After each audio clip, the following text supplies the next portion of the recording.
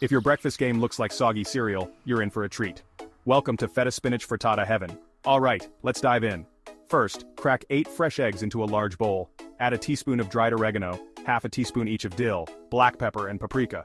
Don't forget a pinch of salt, and a quarter teaspoon of baking powder for that extra fluffiness. Whisk it all together. Next, add in your prepared ingredients.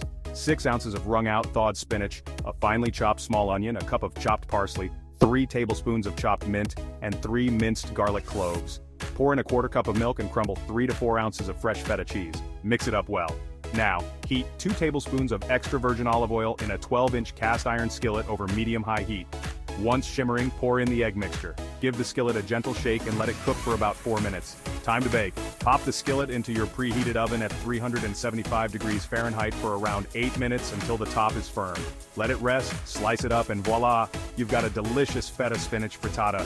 Share, like, and subscribe for more tasty recipes.